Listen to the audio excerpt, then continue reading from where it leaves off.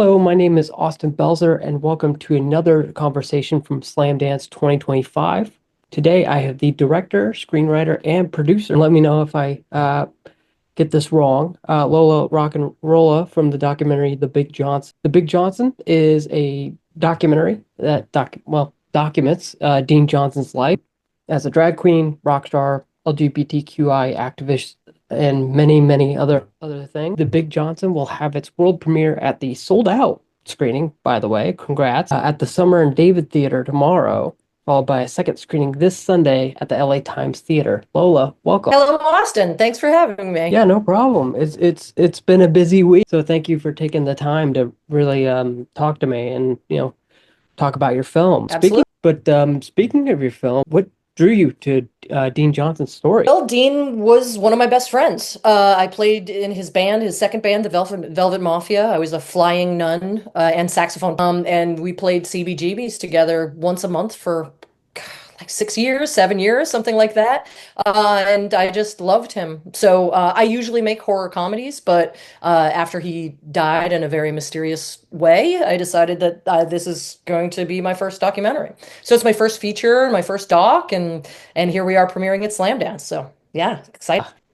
And you touched on something there that I kind of interested in. So you said you knew Dean. I'd love to hear about how being friends with him kind of affected the documentary process, trying to be both objective and then talk about your friend as well. Well, I really tried to I tried to represent his story and his beliefs as well as I could without him here. Knowing him, the grief was big, Yeah. interviewing everyone else who knew him. The good thing about knowing him is that I have a lot of connections to everybody that I interviewed. Like most of the people in the film are people that I've known for 10 or 20 years. And, I knew their connection to Dean. The hardest part was just talking about his death over and over again. This is someone that I loved and I really, really cared about, and we still don't have the correct answers to why he died. You know what I mean? Was it a Mhm. drug overdose? Was it murder? We still don't have those answers. And I feel when you look like that, it's just a lot more heartbreaking than if someone, dies unexpectedly. Like if they die unexpectedly and it may or may not be nefarious, it makes the injustice of it a lot bigger, not just for me, but for the entire queer community in New York City. Yeah. Yeah, I'd imagine. And then you also talked about something that I want to touch on. You said you made a lot of horror comedies, and Uh-huh. this is your first documentary. I would love to know what that switch was like because a documentary is very different from a horror Oh my God, comedy, it's I so think. it's so different.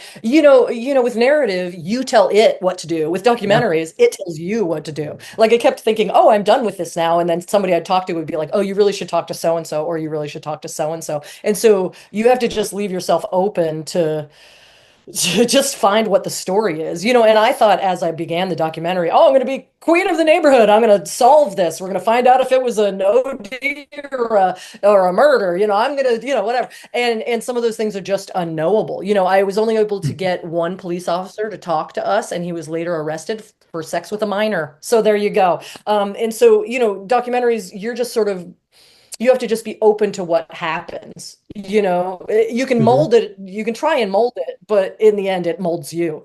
Whereas with narrative, you write a script, you tell somebody cut, do it again. You can, you can kind of make it whatever you want to make it. But with docs, I think you really just have to be open for the footage itself to tell you what it's going to be. So yeah. Yeah, that reminds me of a interview I did. Gosh, I've done so many interviews this week. It's kind of blurring all together. Yeah, But slam dance, baby.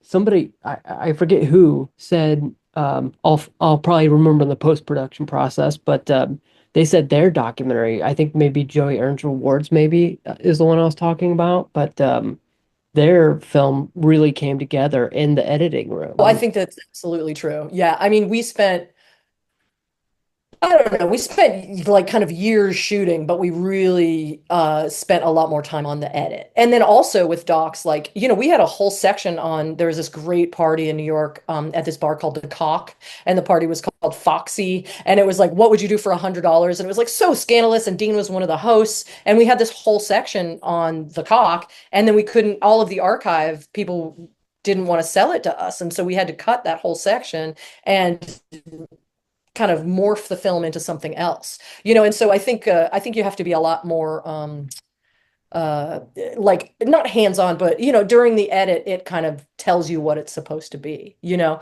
Yeah, and for me I always come back to like what I just want to be as true to Dean and his character as I could possibly be, because like all of us, he was a flawed human. He did have a drug problem in the 80s and 90s, and so it's completely possible that he OD'd, but he was sober a week before he died, so who knows.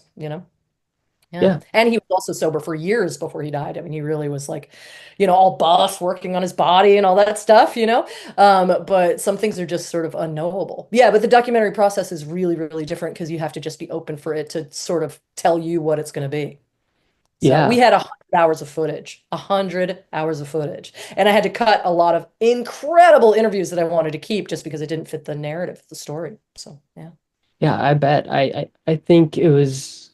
I talked about that in another interview. I promise I'm not trying to plug in other interviews during Oh, an I don't interview, care. Do your thing. but Like, I think he said, I think it was Joey Earns Rewards or the whole story director that said something similar. Was like, oh yeah, I had an entire different plot that was happening outside of the narrative, and we just had to cut it all, even though it was yeah. really interesting because it didn't serve anything. And there's this editing phrase, just when in doubt, cut it out. And you just, that just happens.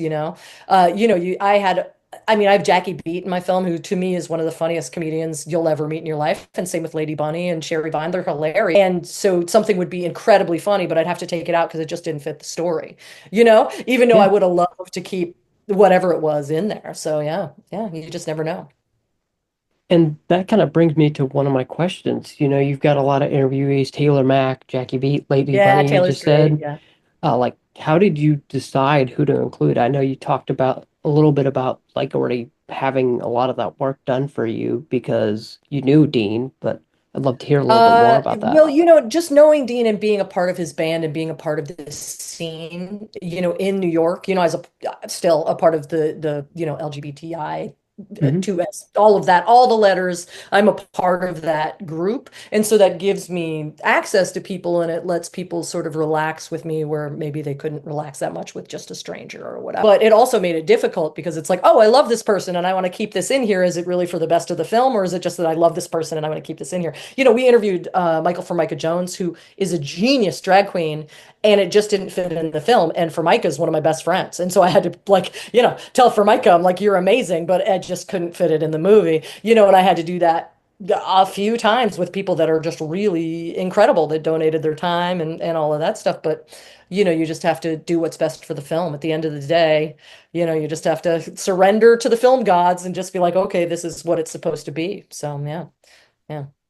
Yeah, and I But think knowing him and being there at that time really helped me sort of mold the film and make it, my biggest hope is that people at the end of the film will be like, oh, I felt like I just spent an hour and a half with Dean Johnson, you know? And so knowing him and knowing really who he was at his core helped me do that quite a bit. So, yeah. And also made me not give up when you're in like year 5 of the documentary and you're just like, I cannot believe I'm still working on this. Having love for the subject definitely helps you make it to the finish line. So yeah. yeah, and I think I'd be remiss to mention, you also wear quite a few hats on this film. Way too Documentary many hats. writer. Yeah, way too many. I Well, that was think I budgetary. I would love to fire myself as a producer. I would love to, writing and directing is what I do. It's what I'm best at. Producing is a whole different brain thing with budgeting and scheduling and all of that stuff, but there just literally was no one else to do it, and I couldn't afford to pay anybody, so it was my job. At one point I was producing, directing, and editing. I was going to shoots and then going back home and cutting, and that was pretty intense. But indie filmmakers, you just have to do what you can do to finish the movie. So, and I'm free to the production, so Yeah. and those jobs landed on me. Yeah. Yeah, I think yesterday uh for the Earns Awards interview, they said their budget was like $30 or something like that. I was Yeah, yeah, insane. But I want to take a left turn and talk a little bit more about Dean. Um, sure. like, what do you think made him such a magnetic presence in Dean was in one of what? those Yeah, rare people. I mean, it didn't hurt that he was 7 feet tall in heels, but he was one of those rare people where when he walked into a room, the whole room stopped and turned around and looked at him. He was just a dynamic force for queer love and change. He didn't give a shit what anybody thought about him, and he just was who he was at all times. And the thing about Dean that's funny is he might have been this like 6'6", bald, buff guy, but there was a lot of feminine energy with him too. He really was like in between genders, and he really didn't even believe in gender that much. Yeah, he always used to talk about Native American cultures have 5 genders, and he thought he was like number 4 through through one or whatever, and he really was very sex positive, and he just wanted to help queer people not be ashamed. He really was anti-shame, and I think that his whole life speaks to that. It was really sort of freedom versus consequence. yeah, The freedom to be a gay man in the 80s and discover that you're queer and you want to have sex with a lot of men, and then consequence. He ended up with HIV. It was all freedom versus consequence. Even with his record deal, he got signed to Island Records, and he was one of the only out musicians at Island Records, and that in turn ended up with him losing his record deal because he wouldn't shut up about being gay because we were in the middle of a plague, and he wasn't going to be in the closet in the middle of the AIDS crisis. Fuck you. So, I think that's what really made him rare. yeah. That's a great answer. I'm sure some people will be coming newcomers to Dean's story. Sure. Um, I'd love to hear from your perspective, what you hope they take away and like from his story, and what you think Dean's reaction would be to the documentary. That's a really, really great question. I think that what Dean would have wanted from people knowing about him and knowing about his story is just for them to be unafraid to push the limits of what they want to do. He was unabashedly himself at all times, no matter the consequence. No matter where he was or what he did, he was always himself. He didn't like hide in the closet. He didn't act like he was someone else to make somebody else feel better. He was like, this is who I am. And if you don't like it, I don't care. And so I think for, young people coming up, hopefully they'll bring activism to the table because everything that he did, whether it was like, and I'm not even kidding, I've went to one of these things, like a 2,000 person sex party, in the middle of Chelsea in some fancy club, to like, writing a song about what the government is doing to gay people. Everything was about activism and forwarding the cause of not just queer people, but all people. Mhm. He really didn't stand for any kind of racism, sexism, homophobia. He did not stand for it. He was a Pink Panther. Do you know about the Pink Panthers? In the 80s and 90s, they were a group that would walk gay people home so they wouldn't get gay bashed. You know, Okay, I've heard of that. and he Yeah. really like he stood for our community. Like, he it was very important to him that women were allowed in gay clubs. Before Dean, there were no lesbians at gay parties. There were no trans people. And he brought the whole community together. And I think that that's the biggest thing that I took from his life is we're stronger together. There's all these like talks of like lesbians being anti-trans. Fuck that. We're all together and we can't win and succeed in our own rights, forwarding our rights as humans unless we do it all together. They try Mhm. and separate us so we have no power, and we got to take the power back, before it's gone. Yeah. Well, I just want to thank you, Lola, for taking the time to talk about your documentary, The Big Johnson. Uh, Oh, thank you, Austin. Yeah. Oh, and by the way, the Big Johnson is what he named his penis. And I I woke up from a figured, dream one day, and yeah, I woke up from a dream one night, and I heard his low voice in my head going, "Lola, name it after my penis." And so that's why the film is called The Big Johnson. So good on you, Dean. So yeah. yeah.